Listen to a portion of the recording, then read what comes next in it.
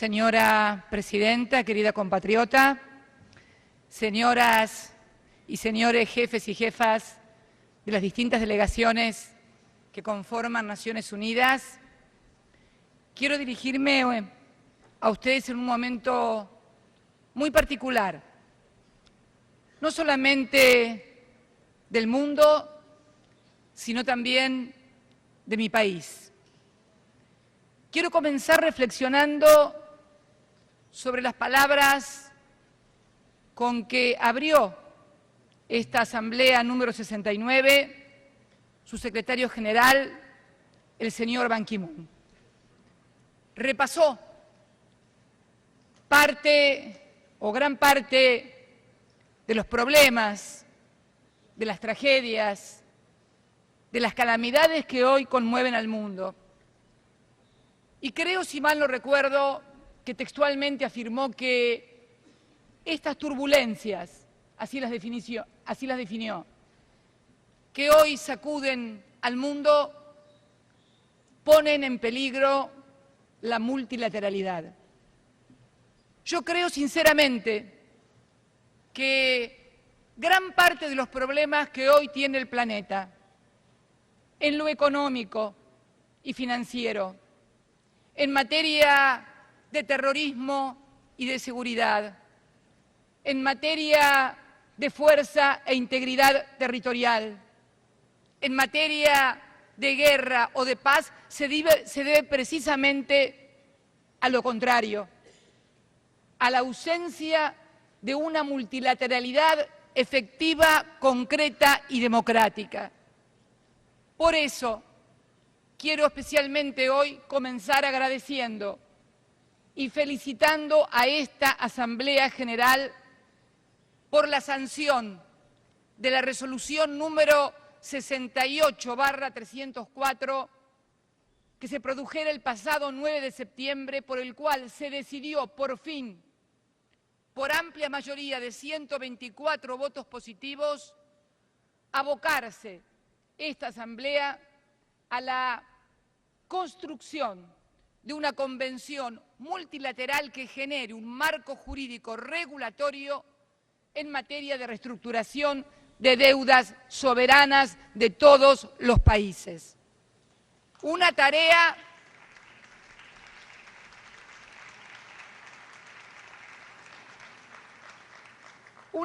que nos debíamos.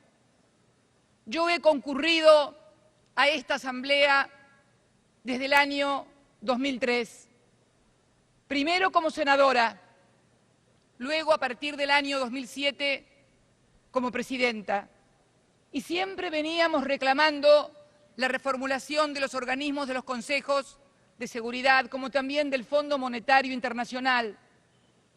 Partíamos de la experiencia de lo que le había sucedido a la República Argentina. Mi país, hoy me atrevo a decir en este contexto internacional y global, mi país, la República Argentina, es un triple leading case en materia económica financiera, en materia de terrorismo y seguridad, y también en materia de fuerza e integridad territorial. En lo primero, en lo que hace una crisis económica financiera que se disparó para el resto del mundo a partir del año 2008 y que aún persiste y que ahora comienza a amenazar a las economías emergentes, quienes hemos sostenido durante la última década el mayor crecimiento económico. Me refiero que esa crisis del año 2008 mi país la vivió en el año 2001, cuando se produjo el default de deuda soberana más importante del que se tenga memoria. En aquel momento, la República Argentina había logrado, con la anuencia también de los organismos multilaterales, porque cuando se debe, señores, el 160% del PBI, la culpa no es solamente del deudor, sino también de los acreedores.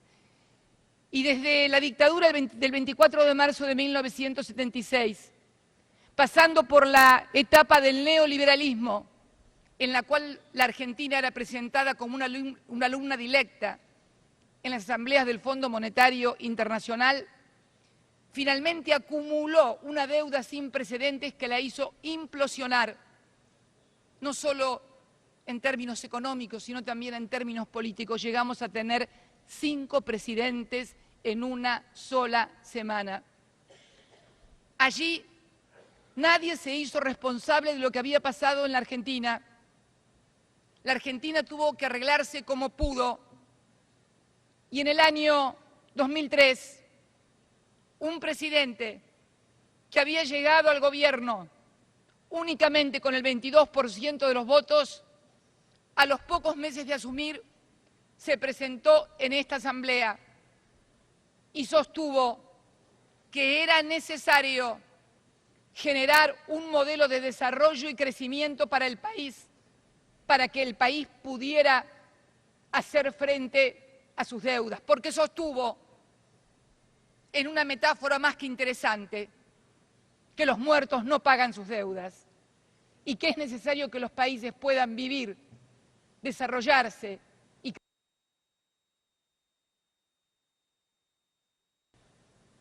que ese nivel de deuda, vuelvo a repetir, 160% del PBI, no era solamente responsabilidad del país, que asumíamos como país el haber adoptado políticas que nos habían impuesto, que asumíamos nuestra responsabilidad, pero que también pedíamos y pretendíamos que los organismos multilaterales como el Fondo Monetario Internacional y los propios acreedores que habían prestado a tasas usurarias, en aquel momento se le reconoció hasta el 14% en dólares a quienes depositaban en la República Argentina, también asumieran parte de la responsabilidad de ese endeudamiento. Y ese hombre que asumió con el 22% de los votos, el 25% de desocupación, con el 54% de pobreza y 27% de indigencia, sin educación, sin salud, sin seguridad, al cabo del tiempo, con un modelo de desarrollo y crecimiento, pudimos no solamente generar millones de puestos de trabajo, millones de nuevos incluidos en el sistema previsional, jubilados y pensionados, generar una participación de 6 puntos del Producto Bruto destinado a la educación, destinar ingentes sumas de dinero a la infraestructura del país en materia de caminos, escuelas, centrales nucleares, centrales hidroeléctricas, generación de redes de agua, de gas, de electricidad que hoy cruzan todo el país, en un proceso de inclusión social sin precedentes que nos hizo reducir la pobreza y la indigencia a un solo dígito y que hoy el propio Fondo Monetario Internacional reconoce que el crecimiento económico realizado por la Argentina entre el año 2004 y 2011 es el tercero a nivel global en calidad de crecimiento, solamente superados por Bulgaria y por China, siendo en la región latinoamericana hoy el de mejor calidad de crecimiento y también el de mejor poder adquisitivo del salario de nuestros trabajadores y del mejor ingreso previsional. Y todo esto lo hemos logrado también haciéndonos cargo de la deuda que otros generaron, porque bueno también es recalcarlo, que nuestros gobiernos no fueron los que declararon el default, tampoco fueron los que lo endeudaron.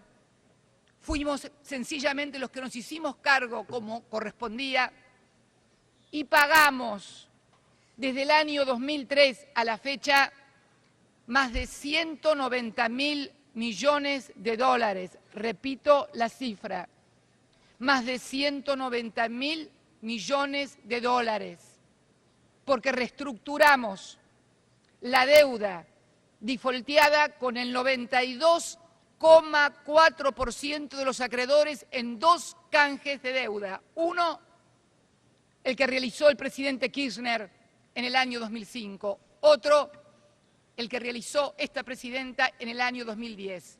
Lo cierto es que logramos logramos que el 92,4% de los acreedores de la Argentina regularizaran su situación y desde allí se comenzó a pagar regularmente, no solamente allí, sino que también pagamos totalmente la deuda del Fondo Monetario Internacional que venía sosteniéndose con bicicleta financiera permanente a través de los denominados stand-by, y pudimos también cancelar la deuda total con el Fondo Monetario Internacional. También, hace pocos meses, concluimos también la negociación de una deuda que databa desde el año 1956 con el Club de París.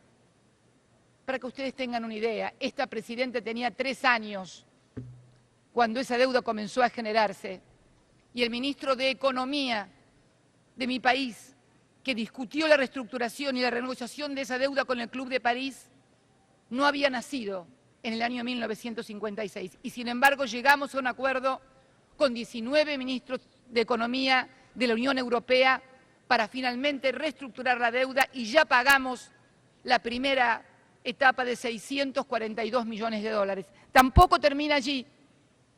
Logramos también regularizar la situación de los juicios del CIADI en el Banco Mundial, juicios que realmente habían comenzado no por actos o acciones cometidos durante nuestros gobiernos, sino por acciones de gobiernos anteriores que terminaron demandándose ante el Tribunal del Banco Mundial. También allí lo solucionamos, como también llegamos a un arreglo con Repsol cuando decidimos recuperar el control de nuestros recursos energéticos y expropiamos el 51% de las acciones de la empresa petrolera. También reestructuramos esa deuda y llegamos a un acuerdo. Todo esto lo hemos hecho además con recursos propios, sin acceso al mercado de capitales, porque la Argentina, producto del default del año 2001, tenía vedado el acceso a los mercados de capital. Fíjense ustedes, un proceso de inclusión social sin precedentes. ¿Y por qué digo sin precedentes? Sé que algunos tal vez en mi país dirán que hubo durante la década de los 50 procesos de inclusión similares, pero ¿saben cuál es la diferencia? Que nosotros este proceso de inclusión lo iniciamos desde la bancarrota total y absoluta. En pleno default, logramos remontar el default, logramos incluir a los argentinos, logramos crecimiento social con inclusión, logramos desendeudarnos y hoy además tenemos una ratio de deuda de las más bajas del mundo. ¿Y dónde está el otro leading case del que quería hablarles? Lo que pasa ahora con la aparición de los denominados fondos buitres. No es un término acuñado el de los fondos buitres por ningún líder populista sudamericano. Tampoco es un término acuñado por ningún gobernante africano, pese a que los países del África también han sido grandes víctimas de estos fondos buitres. Uno de los primeros dirigentes a nivel global que los mencionó fue en esta asamblea en el año 2002, el entonces primer ministro inglés Gordon Brown. Puede estar la versión taquigráfica por ahí para ser controlada y registrada, donde los mencionó como algo indigno moralmente, que restan esfuerzos a todos los países para hacer frente a los verdaderos problemas de la pobreza, de la salud y la educación. Y hoy, Argentina, con la complicidad del sistema judicial de este país, está siendo acosada por estos fondos buitres. ¿Quiénes son estos fondos buitres? El 1% de los que no entraron a la reestructuración que hicimos en el 2005. No podían entrar porque recién habían comprado bonos en el año 2008. Ustedes saben, son fondos que se especializan, su nombre así lo indica, en comprar fondos o títulos de países que han defaulteado su deuda o están próximos a hacerlo, para luego no ir a reclamárselos al país, sino entablar juicios en distintas jurisdicciones y obtener así ganancias exorbitantes. Yo no hablaría de ganancias, porque lo que se le ha reconocido a ese 1% en un juicio aquí, en la jurisdicción de Nueva York, ha sido una tasa del 1.608% en 5 años en dólares. Díganme ustedes si hay alguna empresa, si hay algún emprendimiento, algún inversionista que logra una rentabilidad en dólares de más del 1.600% apenas en 5 años. Por eso el nombre de fondos buitres. Y hoy están obstruyendo el cobro de quienes confiaron en la Argentina de ese 92,4%. Y por eso yo celebro que esta Asamblea haya tomado el toro por las astas y espero que entre este año y el próximo, antes de que se celebre nuevamente la Asamblea General del 2015, hayamos podido construir, porque de eso se trata, de un ejercicio de multilateralismo activo y constructivo, hayamos podido arribar a ese marco regulatorio de reestructuración de deudas soberanas para que a ningún otro país le pase lo que hoy le está pasando a la Argentina. Un país que tiene capacidad de pago, voluntad de pago y que va a pagar su deuda pese al acoso de estos fondos buitres.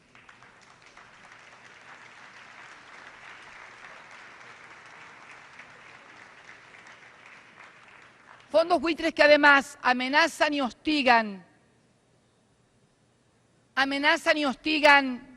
con acciones sobre la economía de nuestro país, provocando rumores, infamias y calumnias, desde lo personal hasta lo económico y financiero, de modo tal de actuar como verdaderos desestabilizadores de la economía, casi una suerte de terrorismo económico y financiero, porque no solamente son terroristas los que andan poniendo bombas, también son terroristas económicos los que desestabilizan la economía de un país y provocan pobreza, hambre y miseria a partir del pecado de la especulación. Y es algo que debemos decirlo con todas las letras. Por eso abogamos fuertemente porque ese convenio multilateral alumbre con prontitud, con celeridad, no por la Argentina, sino por el resto del mundo y porque además creemos que un equilibrio económico y financiero que ataque las desigualdades económicas y sociales entre los países y adentro de cada una de las sociedades va a ser también un gran antídoto contra aquellos que reclutan jóvenes porque no tienen esperanzas, porque no tienen futuro y los enrolan en cruzadas locas que luego todos tenemos que lamentar. No podemos solamente ver la superficie de los fenómenos. Tenemos también que adentrarnos profundamente en las causas que movilizan. Y también hablaba de mi país como un triple leading case, también en materia de terrorismo y seguridad. Y también mi país, el único país junto a Estados Unidos de Norteamérica en todo el continente americano que fue objeto de atentados terroristas. 2 atentados terroristas, uno en el año 92, cuando se voló la embajada de Israel, y segundo en 1994, cuando se voló la sede de la AMIA. Este año se cumplen 20 años de la voladura de la AMIA. Y me atrevo a decir, frente a esta asamblea y con la presencia de algunos familiares de las víctimas que siempre nos han acompañado, que el gobierno que encabezó el presidente Kirchner fue el que más profundizó y el que más hizo por develar quiénes eran los verdaderos responsables, no solamente porque abrió todos los archivos de inteligencia de mi país, no solamente porque creó una unidad fiscal especial de investigación, sino también porque reclamó, cuando en el año 2006 la justicia de mi país acusó a ciudadanos iraníes de estar implicados en la voladura de la AMIA, fue el único presidente, y luego también yo, que se atrevió a proponer, a pedir a la República Islámica del Irán que colaborara, que prestara cooperación con la investigación. Este pedido se produjo intermitentemente desde el año 2007 en adelante, 2007, 2008, 2009, 2010, 2011, hasta que finalmente la República Islámica de Irán accedió, porque antes ni siquiera podíamos tenerlo como parte de la agenda, accedió a una reunión bilateral que luego se llevó adelante y que motivó la firma entre ambos países de un memorándum de entendimiento de cooperación judicial. ¿Para qué? Para lograr que los ciudadanos iraníes que estaban acusados y que por supuesto viven en Teherán, en la República Islámica de Irán, pudieran declarar ante el juez. ¿Qué pasó cuando firmamos este memorándum? Pues pareció que se desataron los demonios, internos y externos. Las instituciones de origen judío que nos acompañaron todos los años se volvieron de repente en contra. Todos los años nos habían acompañado aquí a pedir la cooperación. Cuando se decide hacer la cooperación a través del instrumento, nos acusan de complicidad con el Estado de Irán. Lo mismo sucedió aquí en este país. Cuando los fondos buitres hicieron lobby ante el Congreso americano diciendo que nosotros éramos socios de la República Islámica, porque en ese momento no se le decía República Islámica como dicen ahora, se le decía a algunos el Estado terrorista de Irán. Hicieron lobby e inclusive en sus sitios de la web colocaban fotos mías junto a las del entonces presidente Ahmadinejad como si fuésemos socios. Hoy, esta semana, nos venimos a enterar que en un emblemático hotel de esta ciudad, el Waldorf Astoria, se reúnen el canciller de este país, el jefe del Departamento de Estado, con su par iraní. No tenemos críticas para ellos, al contrario, todo lo que sea diálogo, todo lo que sea entendimiento, nos parece muy bien. Lo que sí nos gustaría preguntarles a los que acusaban a Irán y los calificaban de terroristas el año pasado, no estoy hablando de hace un siglo, el año pasado, ¿qué dirán hoy? ¿Qué dirán hoy los que el año pasado también, cuando hablaban de los que hoy conforman el ISIS, muchos de los que eran denominados como Freedom Fighter, que peleaban en Siria contra el gobierno de Al-Assad, hoy forman parte del ISIS? Y yo creo que acá está el otro problema que tenemos frente a la inseguridad y frente al terrorismo, que desde las grandes potencias se cambia con demasiada facilidad el concepto de amigo, enemigo, de terrorista, no terrorista. Y el problema es que tenemos que definir de una buena vez por todas que no podemos seguir utilizando a la política internacional o a la posición geopolítica para poder dirimir posiciones de poder. Y lo digo desde ser una militante contra el terrorismo internacional e inclusive, como nota de color, se está tramitando también en la justicia de mi país una amenaza que me ha llegado aparentemente del ISIS, por dos razones. Una, por mi cercanía con su santidad, el Papa Francisco, y la otra, porque reconozco la necesidad de la existencia de dos estados como es el de Israel y el de Palestina, que dicho sea de paso, vuelvo a reclamar, por favor, a esta Asamblea el definitivo reconocimiento de Palestina como un estado más integrante, pleno de esta Asamblea. Allí vamos a empezar a desatar algunos de los nudos gordianos. No hay un solo nudo gordiano, son varios.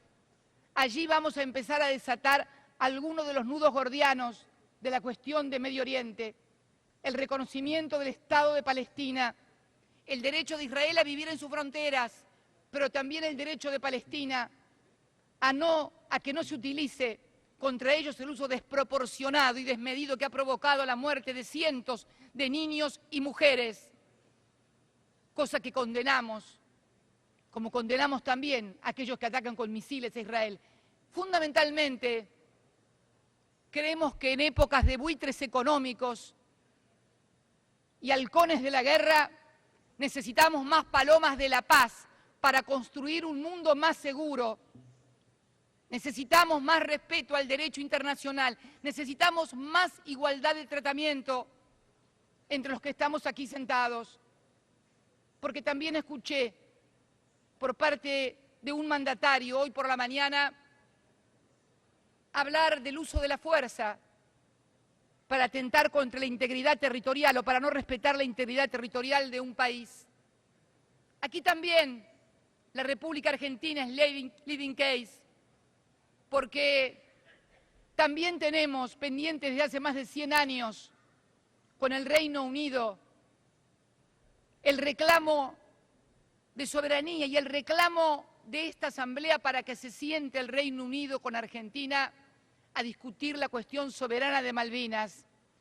Allí nadie se preocupa, allí no hay ningún veto del Consejo de Seguridad, porque lo que pasa es que la Argentina no forma parte del Consejo de Seguridad ni de las naciones que deciden en el mundo. Y mientras esto suceda, mientras valga más el voto de los 5 permanentes que están sentados en el Consejo de Seguridad que el voto de la Costa de Marfil, o de Ghana, o de Kenia, o de Egipto, o de Uganda, o de la Argentina, o de Bahrein, o de Emiratos Árabes, nada se va a solucionar, solamente serán discursos que daremos acá todos los años sin que arribemos a ninguna solución. Poderes que ha delegado en un consejo que luego, casi parece una paradoja, la Asamblea tiene que pedirle permiso al Consejo para ver qué es lo que decide o si entra algún miembro. Cuando debemos rescatar que es esta Asamblea, la soberana, la de Naciones Unidas, donde cada uno de nosotros valemos un voto, la verdadera democracia global. Cuando esta democracia global se cumpla a rajatabla, no digo que se va a solucionar absolutamente toda, pero creo que va a haber principios de solución. Yo no soy ni pesimista ni optimista, quiero ser realista. En todo caso, entre el pesimismo y el optimismo, elijo siempre el optimismo, pero con realismo, porque el optimismo sin realismo o es ingenuidad o es cinismo. Y no quiero ser ni ingenua ni cínica frente a todos ustedes. Quiero decirles realmente lo que pensamos desde mi país, desde ese lugar que viene reclamando desde hace mucho tiempo la reforma de organismos de seguridad, la reforma del Fondo Monetario Internacional. Fíjense ustedes, en el año 2003 parecía casi imprescindible reformar el Fondo Monetario Internacional. Hoy ya casi nadie se acuerda de pedir la reforma del Fondo Monetario Internacional porque ha perdido protagonismo en todas las decisiones. Es más, el propio Fondo Monetario Internacional y su titular y otra ex titular como Anne Kruger están pidiendo también una regulación en la forma de reestructurar las deudas soberanas, porque mientras no haya un tratado internacional aprobado por esta Asamblea, por más cláusulas que impongan las reestructuraciones, nunca faltará algún juez como Griesa en algún lugar del mundo que diga que eso no vale nada y quiera aplicarle a un pobre país tasas usurarias para desangrarlo. Es eso lo que está pasando, porque en definitiva me parece lo que se quiere tirar abajo es la reestructuración de la deuda soberana que con tanto trabajo hemos realizado el pueblo argentino. Yo quiero también, porque antes de venir aquí estuve en Roma entrevistándome con otro compatriota que hoy ocupa un lugar de fuerte liderazgo, no solamente religioso, sino también moral y de ejemplo. Y quiero traer fundamentalmente el mensaje de paz, de construcción de la paz. Si queremos realmente combatir al terrorismo, trabajemos por la paz. No se combate al terrorismo haciendo sonar los tambores de la guerra. Al contrario, es lo que quieren precisamente, una reacción simétrica para que entonces, vuelta a comenzar la rueda, siempre haya un crédito de sangre que reclamar.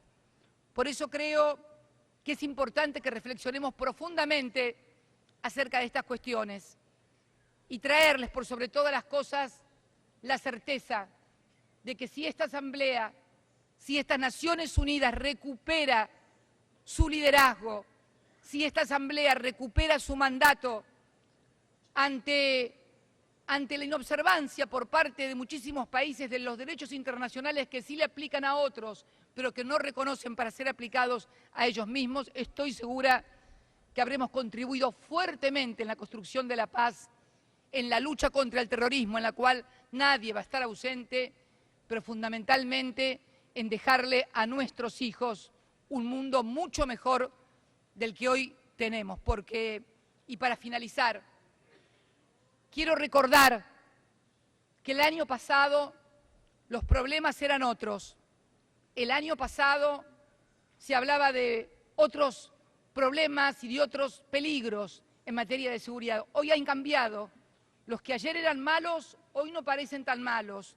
Los que ayer tenían que ser invadidos y arrasados, hoy parece ser que están colaborando para que el ISIS desaparezca. Y mañana, primero fue Al-Qaeda, y pregunto yo, Al-Qaeda y los talibanes, ¿dónde aparecieron? ¿De dónde sacan las armas? ¿De dónde sacan los recursos? Mi país no produce armas. ¿Quiénes son los que le venden las armas? Luego aparecieron los que iban a ser la primavera árabe y que finalmente resultaron no ser tan primavera, sino más bien algo de otoño y casi un invierno, en el cual pasaron de luchadores de la libertad también a personas que merecían ser perseguidas o encarceladas. Ahora es el ISIS, este nuevo engendro que ha aparecido terrorista, degollando gente por televisión en verdaderas puestas en escena, que uno se pregunta cómo, desde dónde, porque permítanme, me he tornado absolutamente desconfiada de todo, después de ver todas las cosas que han pasado y que las cosas que pasan en televisión, en esas series que tanto nos entretienen y nos divierten, son pequeñas ficciones al lado de la realidad que tenemos que vivir hoy como mundo. Por eso es bueno que nos preguntemos cómo va increciendo esto y cómo van surgiendo cada vez más y mayores problemas que le hacen decir al Papa que estamos viviendo prácticamente una tercera guerra. Es cierto, una tercera guerra que ya no es las guerras convencionales que vivimos en el siglo XX, sino que son guerras focales en donde realmente las únicas víctimas terminan siendo las poblaciones civiles.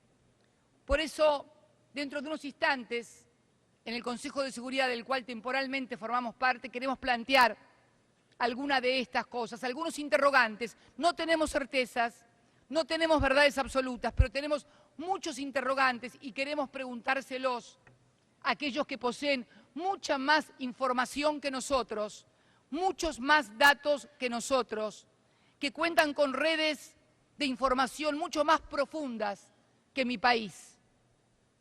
No sea cosa de que de tanta información, de tantos datos, se tenga mucha información, pero realmente se sepa mucho, pero realmente se comprenda poco de lo que pasa, porque hay que comprender lo que está pasando para poder encarar una resolución definitiva.